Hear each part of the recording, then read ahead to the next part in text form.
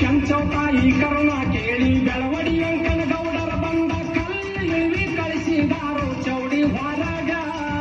ಕೆಂಚೌತಾಯಿ ಕರುಣಾ ಕೇಳಿ ಬೆಳವಡಿ ವೆಂಕನ ಗೌಡರ ಬಂದ ಕಲ್ಲು ಇಳಿವಿ ಕಳಿಸಿದಾರೋ ಚೌಡಿ ಹೊರಗ.